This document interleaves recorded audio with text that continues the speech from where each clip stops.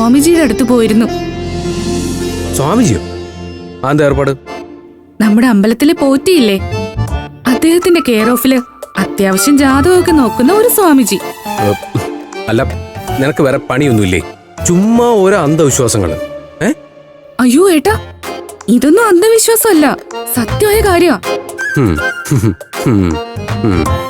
ചന്ദ്രൻ ദുർബലനായതുകൊണ്ടാ ഏട്ടന്റെ കല്യാണം നടക്കാത്തതെന്നാ സ്വാമിജി പറഞ്ഞത്. ഏത് ചന്ദ്രസേനെ എതിർത്താലും അമൃത സമ്മതിച്ചാൽ ഞങ്ങളുടെ കല്യാണം നടക്കും. അമൃതേച്ചിയുടെ അച്ഛൻ ആ ചന്ദ്രസേനന്റെ കാര്യമല്ല ഞാൻ പറഞ്ഞത്. പിന്നെ ഏട്ടന്റെ ജാതകത്തിലെ ചന്ദ്രന് ബലമില്ലെന്നാ സ്വാമിജി പറഞ്ഞത്. അതിനെന്ത് വേണമെന്നാണ് നീ പറയുന്നത്? സ്വാമിജി ഒരു മോതിരം പൂജിച്ചു തന്നു. അത് ധരിച്ച ഏട്ടന്റെ എല്ലാ ജാതക ദോഷവും മാറുന്നാ. ഏട്ടന്റെ വിരലിന്റെ അളവ് അറിയാത്തതുകൊണ്ട് 3 സൈസിലുള്ള മോതിരങ്ങള് സ്വാമിജിയുടെ കയ്യിനെ ഞാൻ പൂജിച്ചു വാങ്ങി. എടി, നിന്നെ കൊണ്ട് ഞാൻ തോറ്റല്ലോ. ഇതൊക്കെ വാങ്ങിച്ച് പൂജിച്ച് നീ എന്നെ കിട്ടാ പോരെ? അതൊന്നും പറഞ്ഞാൻ പറ്റില്ല.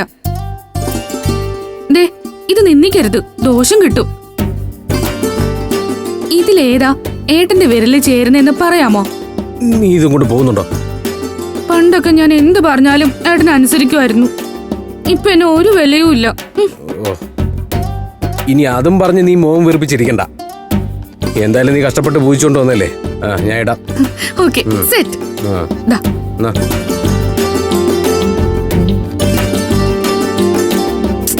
ഇത് ശരിയാവില്ല.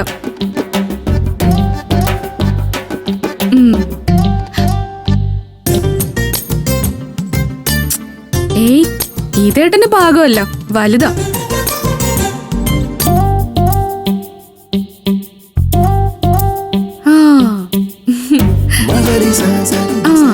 ഇതേട്ടന്റെ അളവിന് കൃത്യ. ഇതിട്ടാ മതി കേട്ടോ. എടി, ഇതൊക്കെ ഇട്ടോണ്ട് ഞാൻ എങ്ങനെ പുറത്തോട്ട് ഇറങ്ങി പോകുന്നത്? അത് സാരമില്ല, സ്വാമിജി പൂജിച്ചല്ലേ. ഈ കല്യാണം വൈകിയാലും എൻഗേജ്മെന്റ് നടക്കും. നീ എന്താ പറഞ്ഞ? അല്ല, ഏട്ടന്റെ അമൃതേച്ചിയുടെയും കല്യാണം എത്രയും പെട്ടെന്ന് നടക്കുമെന്ന്. Thank U.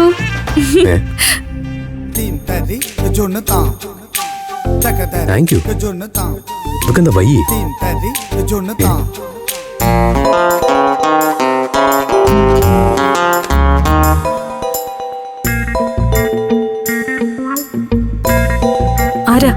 ആരെന്നറിയില്ല, നമ്പർ മാത്രമേ ഉള്ളൂ.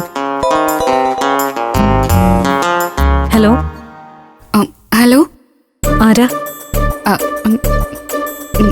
ഞാൻ ആതിരയുടെയും ആരാധ്യയുടെയും ക്ലാസ്മേറ്റാ.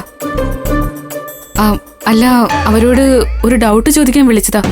ആതിരയുടെ ആരാധ്യയുടെയും ക്ലാസ്മേറ്റോ?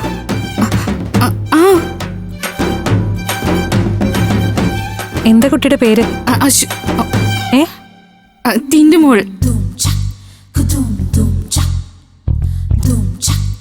ഇതുപോലൊരു ക്ലാസ്മേറ്റിന്റെ കാര്യം ഇവരിതുവരെ പറഞ്ഞിട്ടില്ലല്ലോ. അമൃതജി, അത് ഞങ്ങളുടെ ക്ലാസ്സിൽ പഠിക്കുന്ന VK ടിന്റുമോളാ. ടിന്റു ഒരു സംശയ രോഗിയാ.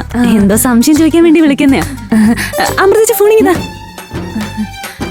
ഹലോ, എന്താ ടിന്റുമോളെ വിളിച്ചേ? ഞാൻ അശ്വതിയാ. മനസ്സിലായി ടിന്റുമോളെ. എന്താടി വിളിച്ചേ? എന്റെ കയ്യില് നിങ്ങളുടെ നമ്പർ ഇല്ലാത്തതുകൊണ്ട് ഏട്ടന്റെ ഫോണിൽ നിന്ന് അമൃതേച്ചിയുടെ നമ്പർ എടുത്താ ഞാനിപ്പോ നിങ്ങളെ വിളിച്ചത്. ഓക്കെ ഓക്കെ, നീ വിളിച്ച കാര്യം പറ ടിന്റുമോളെ. ഞാൻ ആ മോതിരങ്ങളെല്ലാം ഏട്ടന്റെ കയ്യിൽ ഇട്ടു നോക്കി. എന്നിട്ട് അതിലാ മിഡിൽ സൈസ് ഇല്ലേ, അതാ പാകം. Okay okay.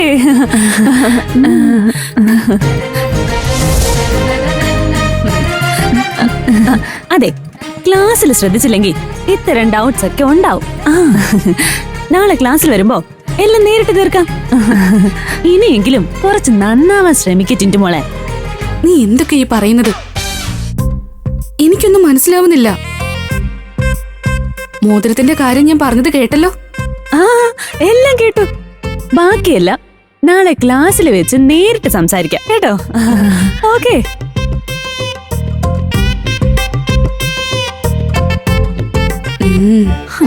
ക്ലാസ്സിൽ ശ്രദ്ധിക്കാതെ വെറുതെ സംശയം ചോദിച്ചിട്ട് വല്ല കാര്യമുണ്ടോ? അവള് വെറും ഒരു മണ്ടിക്കുട്ടിയാ, ഒന്നും അറിയില്ല. ബുദ്ധി കുറവുള്ളവരങ്ങനെ പരിഹസിക്കരുത്. അവർക്കെല്ലാം അങ്ങ് പറഞ്ഞു കൊടുത്തേക്കണം. ഞങ്ങളെ എല്ലാ തരത്തിലുള്ള ട്രെയിനിങ്ങും അവൾക്ക് കൊടുത്തിട്ടുണ്ട്. അങ്ങനെയാണെങ്കിൽ നല്ലത്. താ.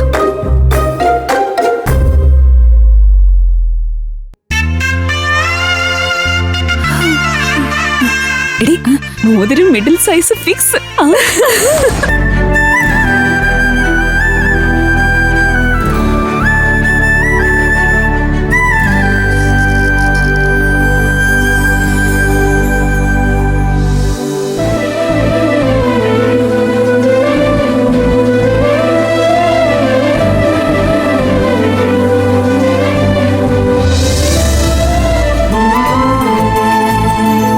ഒരു കല്യാണ നിശ്ചയം നടത്താനുള്ള പെടാപ്പാടെ.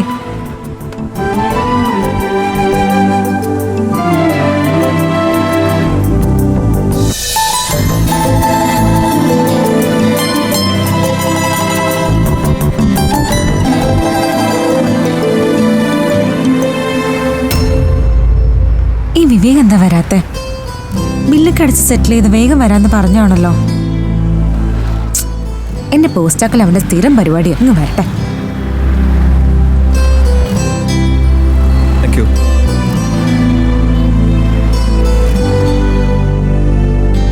എന്നാ പിന്നെ നമുക്ക് പോയാലോ? അങ്ങനെ പോവാൻ വരട്ടെ. ഒരു കാര്യത്തിന് സമാധാനം പറഞ്ഞിട്ട് പോയാൽ മതി. എന്ത് കാര്യം? ഇത്രയും നേരം ആ ജ്വല്ലറിക്കകത്ത് നീ എന്ത് ചെയ്യുമായിരുന്നു? എടി, അതിന്റെ മുതലാളി എന്റെ പരിചയക്കാരനാ. പരിചയക്കാരനെന്ന് പറയുമ്പോ? അയാളുടെ മോനും ഞാനും ഒരുമിച്ച് പഠിച്ചതാ. ഏത്? ആ കൗണ്ടറിൽ ഇരുന്ന ചെറുപ്പക്കാരൻ മുതലാളിയുടെ മകനും വിവേകും ഒന്നിച്ചു പഠിച്ചാണോ? സത്യം പറഞ്ഞോ? അവിടെ ഉണ്ടായിരുന്ന ഒരു സുന്ദരി സെയിൽസ് ഗേളിനെ പഞ്ചാര അടിക്കായിരുന്നല്ലോ ഇത്രയും നേരം?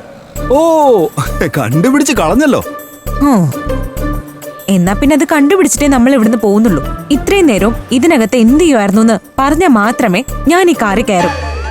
ഇല്ലെങ്കിൽ നീ ഒറ്റയ്ക്ക് പോയാൽ മതി. എന്റെ അനക്ക, നീ ഞാൻ പറയുന്നൊന്ന് കേക്ക്. വേണ്ട, വെറുതെ കിടന്ന് ഉരുളണ്ട. സത്യം പറയുന്നതാ വിവേകിന് നല്ലത്. അപ്പൊ ഞാൻ പറഞ്ഞത് തന്നെയായിരുന്നു സത്യം എന്ന് സമ്മതിക്ക് വിവേക്. ഇത്രയും നേരവും ആ പെണ്ണിന്റെ വായ നോക്കി നിൽക്കായിരുന്നല്ലേ? എന്റെ അനക്കെ, നീയാണ് സത്യം. വേണ്ട, എന്റെ തലേ തൊട്ട് കള്ളസത്യം ഒന്നും വേണ്ട. എന്നാ പിന്നെ ഞാൻ സത്യം പറയാം. എന്നാ പറ.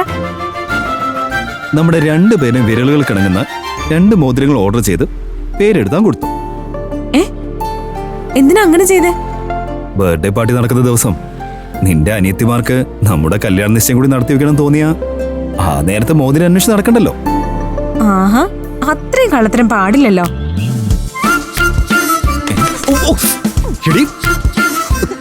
ഇത്ര പബ്ലിക് എന്തിനാ ഇടിക്കാതെ? നിക്കേ, കൂടുതൽ ഇടിച്ചാലേ എൻഗേജ്മെന്റിനുള്ള മോതിരത്തിന് പകരം നിന്നെ കെട്ടാനുള്ള താലിമാല വാങ്ങി വെക്കും. എന്നിട്ട് ബർത്ത്ഡേ പാർട്ടിക്കിടയിൽ അത് നിന്റെ കഴുത്തിൽ കെട്ടും. എന്നിട്ട് പബ്ലിക്കായി വിളിച്ചു പറയും ഞങ്ങളുടെ കല്യാണം കഴിഞ്ഞു വന്ന. ആഹാ, അങ്ങനെയാണെങ്കിലേ നിന്നെ ഞാൻ ഇടിക്കല്ല, കടിക്കും.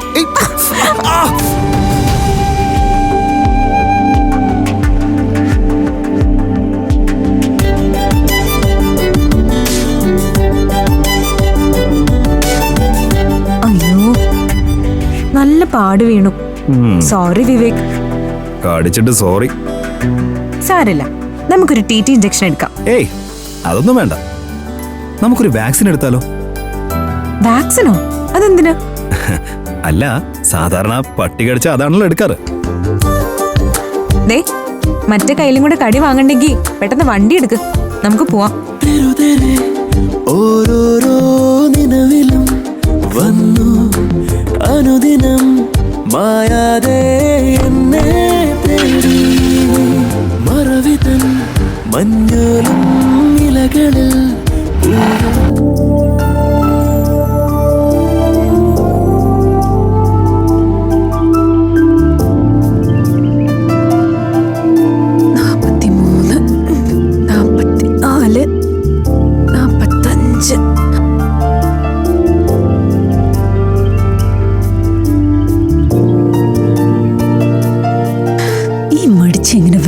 ശരിയാവില്ല. ഇങ്ങനെ ഇരിക്കാനാണോ രാവിലെ ട്രാക്സി ഇട്ട് ഷൂസ് ഇട്ടോണ്ട് വന്നത്? എഴുന്നേൽക്ക് തുടങ്ങാം. ഞാൻ പഞ്ചരത്നത്തിൽ ആവശ്യത്തിൽ ജോലി ചെയ്യുന്നുണ്ടല്ലോ, ഇനി എന്തിനാ വേറെ എക്സസൈസ്?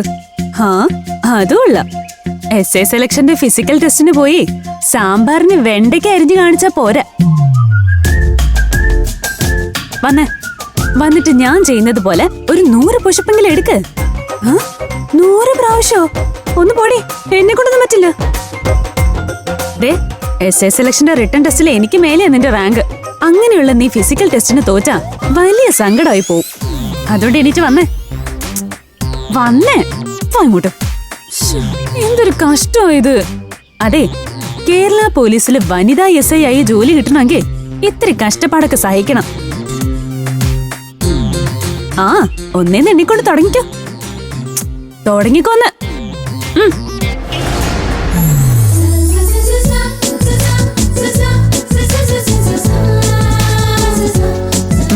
തുടങ്ങിക്കോ. 1 2 3.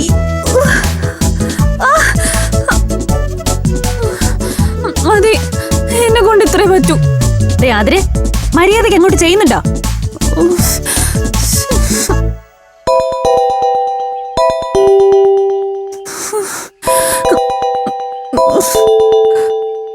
ഇതാരാ ഈ സമയത്ത്? പരിചയമില്ലാത്ത നമ്പറാണല്ലോ. Hello hello, good morning. I am Jeevan Thomas, retired DYSP, Kerala police. അയ്യോ, ഗുഡ് മോർണിംഗ് സർ. റിട്ടയർ ചെയ്തതിനു ശേഷം ഞാൻ ഫിസിക്കൽ ട്രെയിനിങ്ങിന്റെ മേഖലയിൽ ഒരു പ്രസ്ഥാനവുമായി മുന്നോട്ട് പോവുകയാണ്. Strong minds. അല്ല സർ, എന്തിനാ വിളിച്ചത്? അതിലേക്കാണ് ഞാൻ വരുന്നത്. നിങ്ങൾ PSC കോച്ചിങ്ങിന് പോയ കോച്ചിങ് സെന്ററിന്റെ മാനേജറാണ് എനിക്ക് ഈ കോണ്ടാക്ട് നമ്പർ തന്നത്. നിങ്ങൾ SI ടെസ്റ്റിന്റെ റാങ്ക് ലിസ്റ്റിൽ വന്നിട്ടുണ്ടെന്നും ഇനി ഫിസിക്കൽ ടെസ്റ്റ് പാസ്സാവാനുള്ള ട്രെയിനിങ് ആവശ്യമുണ്ടെന്നുമാണ് അദ്ദേഹം എന്നോട് പറഞ്ഞത്. അബിയേട്ടനോട് ഞാനൊരു ഫിസിക്കൽ ട്രെയിനറിന്റെ കാര്യം പറഞ്ഞിരുന്നു. ഇനി അതാവോ? അതാവും. Yes, that is A possibility. ആ റൂട്ടിലായിരിക്കാം എനിക്ക് എൻക്വയറി വന്നത്. എന്തായാലും എന്റെ കീഴിൽ ട്രെയിനിങ് എടുത്ത ഒരു കാൻഡിഡേറ്റ്സും ഇന്നുവരെ SI സെലക്ഷനിൽ പരാജയപ്പെട്ടിട്ടില്ല. അത്തരത്തിലുള്ള ടിപ്സാ ഞാൻ അവർക്ക് പറഞ്ഞു കൊടുക്കുന്നത്. കുട്ടിയുടെ കൂടെ ടെസ്റ്റ് പാസ്സായ മറ്റൊരു കുട്ടിയുടെ കാര്യം കൂടി പറഞ്ഞിരുന്നു. എന്താ മറ്റേ കുട്ടിയുടെ പേര്? ആതിര. യെസ്, ആരാധ്യ ട്രെയിനിങ്ങിന് വരുമ്പോ ആ കൂട്ടുകാരിയെ കൂടി കൂട്ടിക്കോ. കൂട്ടുകാരിയോ? ഞങ്ങൾ റെഡിയാണ് സർ. എന്നാൽ നിങ്ങൾ രണ്ടുപേരും നാളെ തന്നെ എത്തിക്കൊള്ളൂ. പൊന്മുടിയില എന്റെ ക്യാമ്പ്. പൊന്മുടിയോ? അതെ, ഹിൽ സ്റ്റേഷൻ അടുത്ത് എനിക്കൊരു ട്രെയിനിങ് ക്യാമ്പുണ്ട്. അയ്യോ, അത്ര ദൂരത്തേക്കൊന്നും വരാൻ പറ്റില്ല സർ. ഞങ്ങൾക്ക് അവിടെ പരിചയക്കാരൊന്നുമില്ല. ഇത്രയ്ക്ക് ധൈര്യമില്ലാത്തവരാണോ ഭാവിയിൽ SI ആവാൻ പോകുന്നത്? ഏയ്, എനിക്കങ്ങനെ ധൈര്യക്കുറവൊന്നും ഉണ്ടായിട്ടല്ല സർ. വീട് വിട്ട് ഞങ്ങൾ അങ്ങനെ മാറി നിന്നിട്ടില്ല, അതുകൊണ്ടാ. പുറത്തെവിടെയെങ്കിലും ആണെങ്കിൽ പിന്നെയും പോട്ടെന്ന് വയ്ക്കാം. ഈ കൊച്ചു കേരളത്തിൽ, അതും നിങ്ങളെപ്പോലെയുള്ള മറ്റു പെൺകുട്ടികൾ ട്രെയിനിങ് അറ്റൻഡ് ചെയ്യുന്ന സ്ഥലത്ത് ഒറ്റയ്ക്ക് വരാൻ ഇങ്ങനെ പേടിച്ചാലോ? എന്റെ ക്രെഡിബിലിറ്റി അറിയണമെങ്കിൽ നെറ്റിലൊന്ന് സെർച്ച് ചെയ്ത് നോക്കിയാൽ മതി. റിട്ടയർഡ് DYSP ജീവൻ തോമസ് എന്ന് അടിച്ചു നോക്കിയാൽ മതി. ഏയ്, ഞങ്ങൾക്കങ്ങനെ വിശ്വാസക്കുറവൊന്നുമില്ല സർ. സാറിനെ പോലെ ഒരാളുടെ ഗൈഡൻസ് കിട്ടുക എന്ന് പറയുന്നത് തന്നെ വലിയ കാര്യമാണ്. ഞങ്ങൾ എത്തിക്കോളാം സർ. Very good. പെണ്ണുങ്ങളായാലും ഇങ്ങനെ വേണം.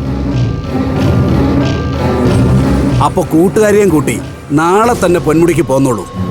അവിടെ ആരെയും പരിചയമില്ല എന്നല്ലേ പറഞ്ഞത്? അതെ. ശരി, നിങ്ങൾക്ക് താമസിക്കാൻ ഞാൻ അവിടെ ഒരു ഹോം സ്റ്റേ അറേഞ്ച് ചെയ്തു തരാം.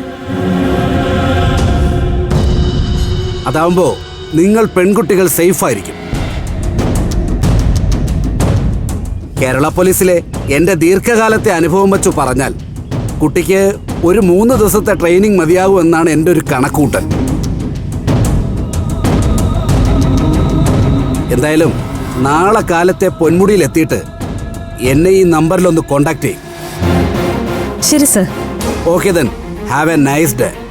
Thank you sir.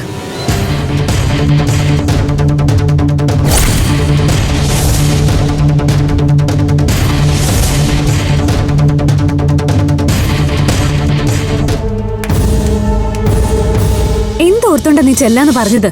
ഒന്ന് ആലോചിച്ചിട്ട് കയറി ഏറ്റാ പോരായിരുന്നോ? ഇതിൽ ആലോചിക്കാൻ ഒന്നുമില്ല. ജീവൻ തോമസ് സാറിന്റെ ട്രെയിനിങ് എനിക്ക് വേണ്ടിയല്ല, നിനക്ക് വേണ്ടിയാ. എന്തായാലും വെറും 3 ദിവസത്തെ കാര്യമല്ലേ ഉള്ളൂ. ആ 3 ദിവസം കൊണ്ട് നീ ഫിസിക്കലി പെർഫെക്റ്റ് ആവും. നിന്റെ മടി മാറിക്കിട്ടും. എന്തായാലും ഈ ജീവൻ തോമസ് ആരാണെന്ന് ഞാനൊന്ന് നെറ്റിൽ സെർച്ച് ചെയ്യട്ടെ, എന്നിട്ട് പറയാം പോണോ വേണ്ടേന്ന്. Retire DYSP.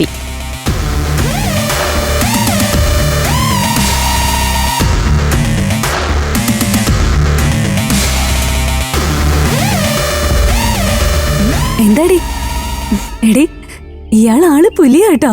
ആണോ? നോക്കട്ടെ. സ്ത്രീകൾക്കെതിരെയുള്ള അതിക്രമങ്ങൾ തടയാൻ പോലീസ് ഡിപ്പാർട്ട്മെന്റിനകത്ത് അഴിച്ചുപണികൾ നടത്തിയിട്ടുള്ള ആളാണത്ര. ഞാൻ പറഞ്ഞില്ലേടി, ഒരാളോട് സംസാരിക്കുമ്പോഴേ നമുക്കറിയാൻ പറ്റും അവരാരാണെന്ന് എന്താണെന്നും ഒക്കെ. ഇപ്പോഴെങ്കിലും നിന്റെ സംശയം മാറിയല്ലോ. അപ്പൊ പിന്നെ നമുക്കൊന്നും നോക്കാനില്ല. നമ്മൾ നാളെ തന്നെ പൊന്മുടിക്ക് വിടുന്നു.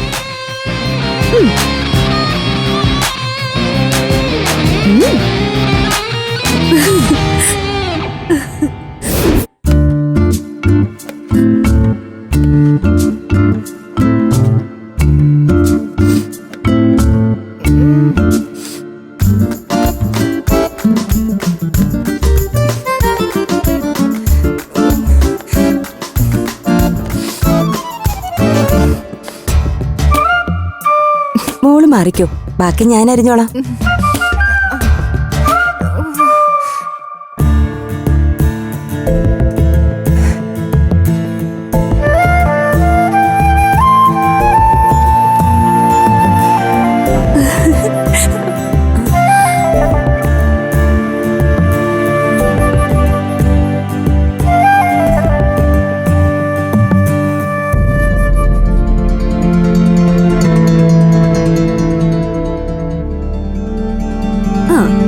അഖിലേച്ചിയുടെ ഒരു കാര്യം, എപ്പോ നോക്കിയാലും സങ്കടവും കണ്ണീരും. എല്ലാം കലങ്ങി തെളിഞ്ഞിട്ടും ചേച്ചി വീണ്ടും ഇങ്ങനെ സങ്കടപ്പെടുന്ന എന്തിനാ? ആകാശേട്ടനെ ചേച്ചിക്ക് തന്നെ കിട്ടുമല്ലോ, പിന്നെ എന്തിനാ ഈ സങ്കടം? അല്ല, ഞാൻ സങ്കടപ്പെട്ടു നിങ്ങളോട് ആര് പറഞ്ഞു? അഖിലേച്ചി കരയുന്നതും കണ്ണീര് തുടയ്ക്കുന്നതും ഞങ്ങള് കണ്ടതാണല്ലോ. ഈ മുഖം കണ്ടാ തന്നെ അറിയാലോ ചേച്ചി ഇത്രയും നേരം കരയുമായിരുന്നു എന്ന്. ഇനി ഒരിക്കലും അഖിലേച്ചിയുടെ കണ്ണ് നിറയാൻ പാടില്ലെന്ന് അമൃതേച്ചി പറഞ്ഞിട്ടുണ്ട്. അതെ, കഴിഞ്ഞതെല്ലാം കഴിഞ്ഞു. ഇനി അതൊന്നും ഓർത്ത് സങ്കടപ്പെടരുത്. എന്റെ പിള്ളേരെ, നിങ്ങൾ വെറുതെ തെറ്റിദ്ധരിച്ചതാ. ഇത്രയും നേരം അഖിലമോള് ഇവിടെ ഇരുന്ന് സവാള അരിയുമായിരുന്നു. അതിന്റെയായി കണ്ണ് നിറഞ്ഞിരിക്കുന്നത്.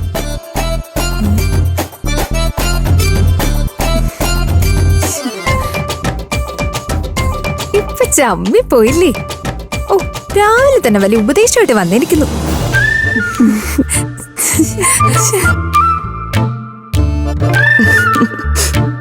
കിണിക്കണ്ട, ഒരബദ്ധമൊക്കെ ഏത് പോലീസുകാർക്കും പറ്റും. എന്തായി രാവിലത്തെ നിങ്ങളുടെ കസർത്ത്? ഫിസിക്കൽ ടെസ്റ്റ് ആദ്രമോള് കടന്നു കിട്ടൂ. ഇപ്പോഴത്തെ അവസ്ഥ വെച്ച് പറയുവാണെങ്കിൽ അത് ഇത്തിരി കടുപ്പായിരിക്കും ചേച്ചി. മടിച്ചാന്നേ, പക്ഷേ ഇവളെ നേരെയാക്കി എടുക്കാൻ വേറൊരു സംഭവം വന്നിട്ടുണ്ട്. അതെന്താ? ജീവൻ തോമസ് സാറ് വിളിച്ചിരുന്നു. ആരാ അത്? Retired DYSP. ആളിപ്പോ ഫേമസ് ഫിസിക്കൽ ട്രെയിനറാ. സ്ട്രോങ് മൈൻഡ്സ് എന്നൊരു സ്ഥാപനവും നടത്തുന്നുണ്ടത്ര. നാളെ തൊട്ട് 3 ദിവസം പൊന്മുടിയില് സാറിന്റെ ട്രെയിനിങ് ക്യാമ്പുണ്ട്. ഞങ്ങളോട് അങ്ങോട്ട് ചെല്ലാൻ പറഞ്ഞു. പിന്നെ പൊന്മുടിയിലേക്കോ? അതിവിടുന്ന് എത്ര ദൂരാന്ന് വല്ല ബോധമുണ്ടോ?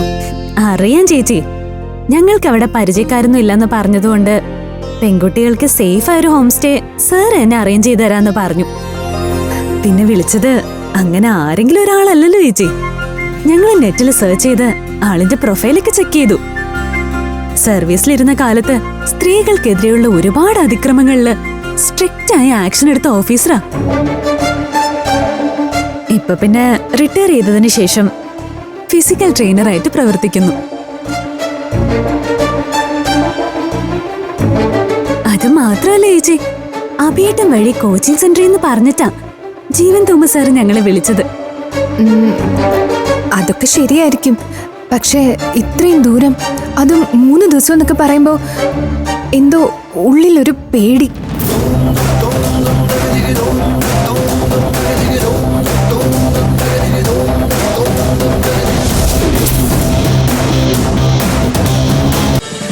ഫ്ലവേഴ്സ് ഒരുക്കുന്ന കാഴ്ച വസന്തം യൂട്യൂബിൽ പ്രേക്ഷകർക്ക് ലൈവായി കാണാം.